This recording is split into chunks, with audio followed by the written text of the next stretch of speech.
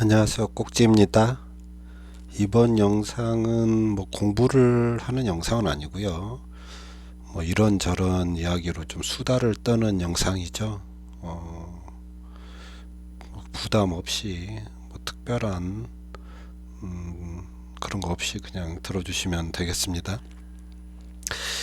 제 목소리를 이렇게 재생 속도 유튜브에 가서 어떤 재생 속도를 좀 높이면 뭐 이런 걸 좀 보면요. 이렇게 어, 재생 속도를 보통이 아니라 한 1.5배 정도로 하시면 좀 지루하지 않게 제 목소리를 좀 들을 수 있다.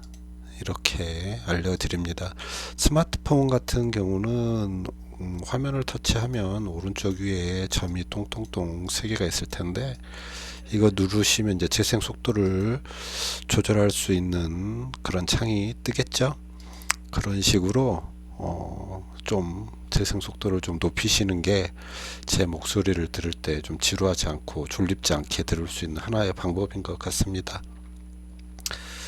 자, 먼저 처음 이야기할 거 아까 뉴스가 뜨는 것 같은데 이번 설에도 5인 이상은 아마 집합 금지가 될 것 같습니다. 그렇죠. 2주간 더 연장하기로 했다고 되어 있네. 2월 14일까지인 것 같아요. 2월 14일까지 뭐 집합금지가 계속 될 것 같은데 뭐 명절에 가족이 너무 많이 모여서 확산되는 것보다는 빨리 코로나를 종식하는 게 나을 수도 있겠죠. 뭐 장단점이 있겠지만 일단은 대세 또 정치하는 분들이 뭐 가자는 방향으로 가려고 해야 되겠죠. 자, 우리 네이버에 증권을 까고 다시 국내 증시를 열면 우리가 IPO를 볼 수 있는 창이 뜨잖아요. 그래서 여기에서 보면 이제 솔렘 같은 경우에 2월 2일 날 다음 주 화요일이죠. 화요일 날 이제 코스피에 상장을 한다. 그리고 2월 3일 날 레인보우 로보틱스라는 게 코스닥에 상장을 하고 다음에 뭐 2월 3일 날뭐 와이드 플래닛이 2월 3일 날 다시 또 코스닥에 상장하고 뭐 이런 게 좀 있죠. 아이캐스트가 금요일 날 코스닥에 상장을 하고요. 같은 날이죠. 2월 5일 여기 미정이라고 적혀 있지만 뒤져보시면 2월 5일인 것 같아요. 프레스티지 바이오 파마가 금요일 날 상장한다. 이런 게 있죠. 또 뭐 이런 것도 알 수가 있겠죠. P&H 테크라는 게 2월 3일부터 4일 다음 주 화요일 아니 수요일부터 목요일 한투에서 한국투자증권에서 공모를 하겠죠. 뭐 이런 것들도 알 수 있는 그런 사이트가 되겠습니다. 네이버에서 이렇게 볼 수 있으니까 한 번씩 보시면 되겠고 다음 주 일정부터 먼저 보고 갈까요? 다음 주 일정을 좀 간단하게 보면 다음 주 월요일은 뭐 특별한 게 없는 것 같고 아까 보셨겠지만 화요일 날은 솔레임이라는 이게 삼성전기에서 뭐 파생된 뭐 우리 TV에 들어가는 파워라든지 또는 그 마트에 가면 전자 라벨 있잖아요. 얼마 뭐 몇 그램 얼마 막 이렇게 써져 있는 우리 전자정유 전자 라벨이라고 부르는 이걸 뭐 ESL 이렇게 부르는 것 같던데 이런 업체가 있습니다. 이런 업체가 코스피에 상장을 하고요. 주의 깊게 보시는 것도 괜찮을 것 같다 이렇게 생각을 합니다. 그 다음에 레인보우 로보틱스는 그뭐 산업용 로봇 뭐 예전에 이렇게 뭐 이종 로봇도 만들었다고 하던데 뭐 로봇 만드는 회사 뭐 1만 원에 상장하고 와이드 플래닛은 빅데이터를 기반으로 한 어떤 마케팅이죠. 그런 업체인 것 같습니다. 아이퀘스트는 우리 ERP 쓰시는 분들, 회계 프로그램 쓰시는 분들 잘 알겠죠. 얼마에요라를 만든 회사. 발음이 잘 안 돼요. 요런 회사입니다. 11,000원에 돼 있고요. 그 다음에 뭐 바이오 시밀러 만드는 프레스티지 바이오 파마라는 회사가 있는데 뭐 이런 회사 요렇게 주가 흐름 좀 살펴보시고, 초기 요새 뭐 따상도 많고 이러니까 이게 첫날 이렇게 상장하는 날 뭔가를 매매를 하는 건 좋은 건 아닌데요. 지켜보시라고 써놨습니다. 그리고 이제 다른 이야기를 하면 2월 3일 날 이제 그 뭐죠, 아모레퍼시픽 실적 발표가 있죠. 2월 3일 날 또 우리가 주의 깊게 봐야 될 건 포스코 케미칼 유상증자했던 물량들이 이때 이제 풀리겠죠. 그러니까 이런 것도 좀 신경 써서 보시고, 2월 4일 날은 CJ ENM 스튜디오 드래곤 실적 발표 있습니다. 이날 KTNG 실적 발표도 있기 때문에 KTNG가 굉장히 실적이 좋을 것 같아요. 그래서 이날 KTNG 어떤 주가 흐름도 잘 봐야 될 것 같고요. 다음에 5일날은 롯데케미칼, NC소프트 실적 발표가 있습니다. 이 정도 알고 계시면 되지 않을까 싶네요. 그리고 다시 돌아가서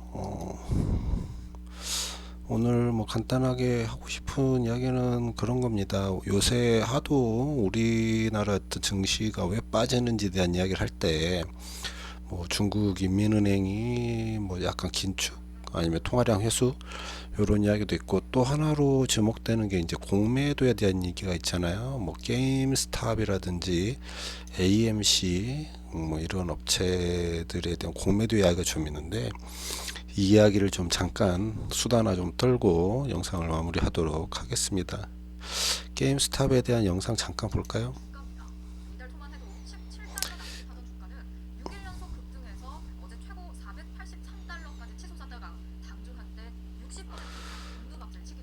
자, 이러한 뉴스가 있어요. 이렇게 게임스탑이라는 건 원래 이제 그 우리 비디오 게임 유통업체인 것 같은데, 보셨겠지만 한 17달러 수준일 때 공매 세력들이 뭐 5달러, 3달러 이 정도 수준밖에 안 된다. 이러한 이야기를 하면서 공매를 하겠다. 거기에서는 이제 공매를 하겠다고 레포트를 내니까, 레빗인가요? 뭐 누구였죠? 뭐 이름이 좀 특이하신 분 있죠? 키스질 뭐 요런 사람이 어떤 주도적으로 뭐 굉장히 많은 사학개미들이 모여서 게임스탑의 주가를 올렸다. 그래서 공매를 하려고 했던 어떤 헤지 펀드들이 굉장히 지금 어려워졌다. 뭐 파산 위기다. 뭐 이러한 이야기가 있었죠. 그리고 이러한 레빗의 어떤 집단들이 AMC도 뭐 여기는 뭐저 영화관 같은 데잖아요. 영화관 요것도 거의 파산 직전에 영화관을 이렇게 들어올린 이러한 걸 보여줬습니다. 뭐 공매도라는 건 그런 거죠. 주가가 높을 때 실제로는 이 주식이 없지만 이 자리에서 주식을 빌려서 산 다음에 주가가 떨어졌을 때 여기에서 주가를 사서, 그러니까 뭐 10만 원일 때 팔아요. 그래가지고 5만 원일 때 삽니다. 근데 이때는 자기가 주식이 없어서 빌려서 10만 원에 빌려서 10만 원에 팔고, 5만 원이 되면 주가가 떨어져서 5만 원이 되면 이때 5만 원짜리 주식을 사서 이때 빌렸던 10만 원을 뭐 갚고 자기 이제 5만 원의 차익을 생긴다. 이러한 구조인데, 이게 뭐 공매도에 대한 여러 가지 이야기가 있지만 제 개인적인 생각은 공매도라는 게 좋은 기능도 있겠죠. 뭐 유동성 확보라든지 뭐 어떤 종목의 과열 방지라든지, 또는 투자의 어떤 해지 형태를 띈다든지 이런 건 있겠지만, 결국에는 돈을 가진 자들의 또 다른 수익을 위한 방법일 뿐이지 않겠나. 공매도를 한다는 건 결국에는 뭐 어떤 종목에 대해서 악성 루머를 퍼뜨릴 수도 있고, 또 가짜 뉴스 뭐 또는 뭐 종목이 좋지만 뭐 좋지 않다라고 해야 되는 어떤 투자자들에 대한 기만, 우리가 셀트리온을 겪어봐서 알지 않습니까? 셀트리온 JP모건이 뭐 이 종목 우리 셀트리온 한 30만원 40만원 갈 때도 뭐 10만원짜리 밖에 안 된다 이런 얘기를 했었던 그런 걸 보면 전 개인적으로 공매도가 꼭 필요한가.